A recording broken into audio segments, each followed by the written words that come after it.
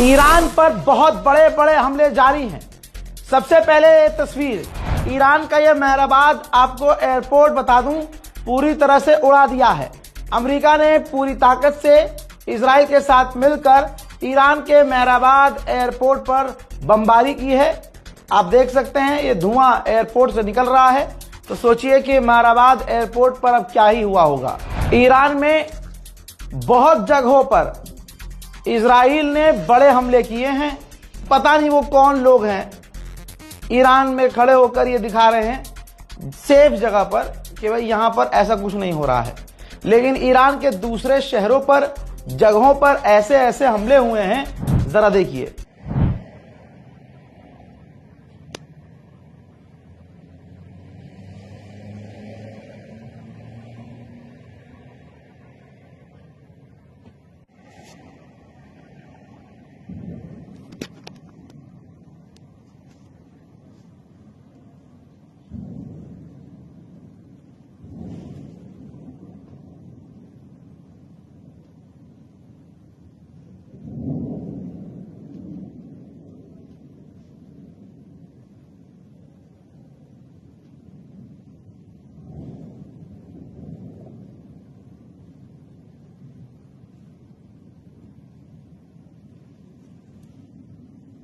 فرودگاه مهرآباد رو داره میزنه.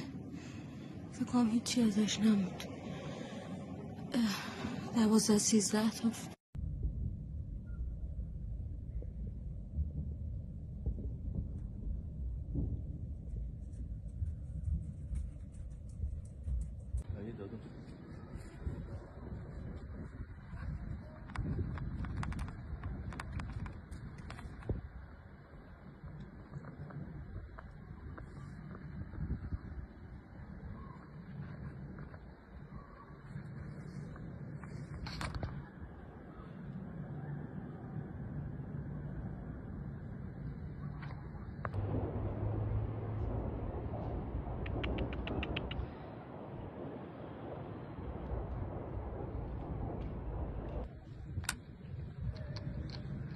خب فرودگاه مهرآباد رو به نظر میرسه که تیره کنده و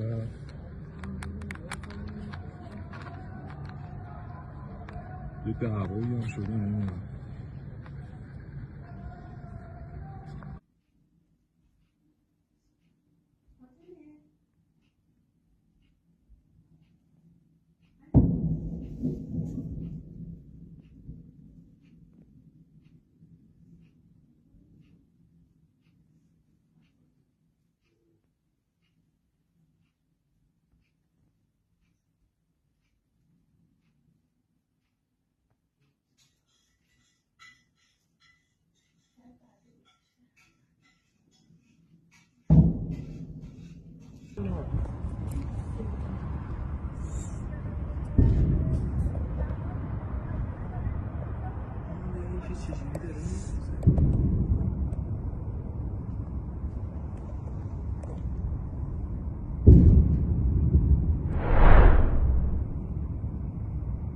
अल्लाह Akbar. Iran नुकसान उठा रहा है, ईरान पर हमले हो रहे हैं, जो 4 दिन पहले कह दिया था मैंने, लेकिन ईरान पलट कर वार कर रहा है।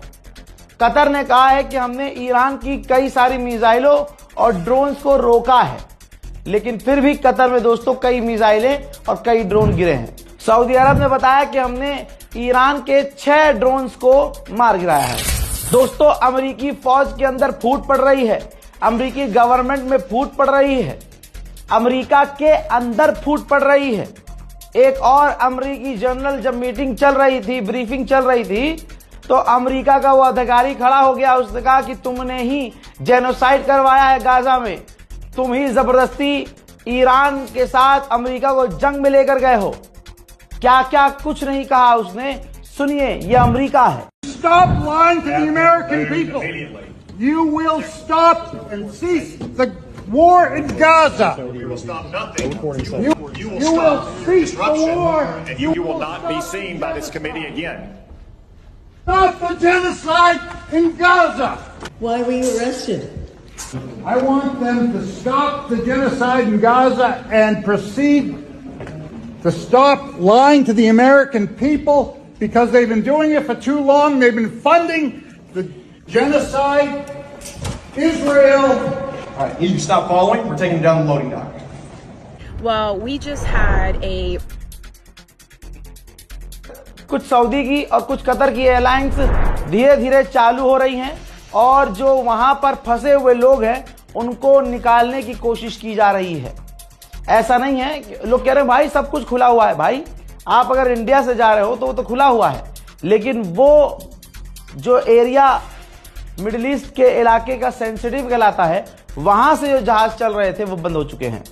और इतना क्लियर हो गया है सबको कि ईरान सिविलियंस को निशाना नहीं बना रहा है। मेरे दोस्तों, अमेरिका का एक कैबिनेट मिनिस्टर बुरी तरह से भड़क गया है, पुतिन को वॉर क्रिमिनल कह दिया है और कह दिया है कि हमारे अमेरिका के लोगों को, अमेरिकी सैनिकों को मारने में, अमेरिका के लोगों को मारने में पुतिन मदद कर रहा है। हजरात, ईरान की इंटेलिजेंस की मदद कर रहा है। पुतिन बता रहे हैं, मतलब रूस बता रहा है ईरान को कि इन जगहों पर अमेरिका की ये चीजें तैनात हैं और समुद्र में इन पोजीशंस पर अमेरिका खड़ा हुआ है। तो बस उसी पोजीशंस पर रूस की मदद से ईरान अलग अलग जगहों पर हमला कर रहा है। इनकी जानकारी जब अमेरिका के लोगों के बीच आई तो कई जनरल बुरी तरह से पुतिन पर भड़क गए हैं। अमेरिका ने आधिकारिक तौर पर बताया कि हमने 3000 एयर स्ट्राइक की है ईरान पर और 43 हमने ईरान के युद्धपोत, एयरक्राफ्ट कैरियर, इन तमाम चीजों को डुबो दिया है। हमने ईरान की नेवी को खत्म कर दिया है। जिस युद्धपोत को अमेरिका ने श्रीलंका के पास उड़ाया उसमें से अभी 32 लोग घायल हैं लेकिन जिंदा हैं। अमेरिका ने श्रीलंका से कहा है कि उनको निकलने मत देना, उन्हें अभी अपने पास रखो।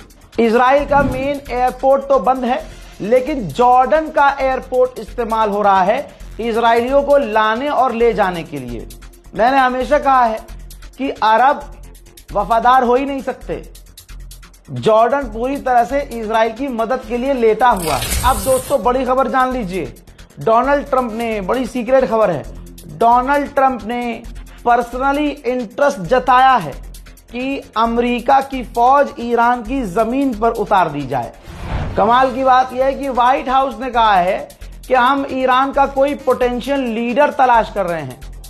मतलब यह अमेरिका बताने की कोशिश कर रहा है कि ईरान का सुप्रीम लीडर ईरान नहीं, व्हाइट हाउस चुनेगा। नेतन्याहू ने यूएई के फॉरेन मिनिस्टर, प्रधानमंत्री, पूरी गवर्नमेंट से फोन पर बात की है, लेकिन पब्लिक डोमेन में यह बात नहीं बताई गई है कि दोनों शैतानों के बीच बात क्या हुई है। अमेरिका ने जिन एंटी ड्रोन सिस्टम और हथियारों को, एयर डिफेंस सिस्टम्स को यूक्रेन की जंग में टेस्ट किए हैं, अमेरिका उनको मिडिल ईस्ट में तैनात करने वाला है ताकि अरब जो अमेरिका से नाराज हैं वो शांत हो जाएं। कतर के फाइनेंस मिनिस्टर ने फरमाया है कि इसी हफ्ते कतर का पूरे अरब का तेल एक्सपोर्ट बंद हो जाएगा। तेल के दाम, क्रूड ऑयल के दाम $150 पर बैरल पहुंच जाएंगे और पूरी दुनिया को तगड़ा नुकसान होने वाला है। अमेरिका के वित्त मंत्री ने ऐलान किया है कि हम रूस से कुछ पाबंदियां हटाने वाले हैं कि रशिया दुनिया को तेल बेच सके। क्या क्या होने वाला है दुनिया में, अब इंतजार कीजिए। हर बड़ी खबर आप तक हमने पहुंचाई है और कुछ भी बड़ा होगा और ऐसी जानकारी जो जरूरी होगी आपको जरूर दी जाएगी। आपके सामने ये 3 मेरे चैनल हैं और बैकअप समझ लीजिए, यहां पर भी मैं आता रहता हूं क्योंकि ये चैनल सीधा सीधा इजराइल की नजर में है, कुछ भी हो सकता है।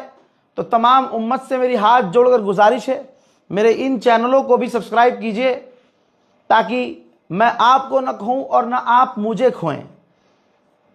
ठीक दोस्तों, इस रिपोर्ट को शेयर कीजिएगा, अपनी दुआओं में मुझे याद रखिएगा। जय हिंद।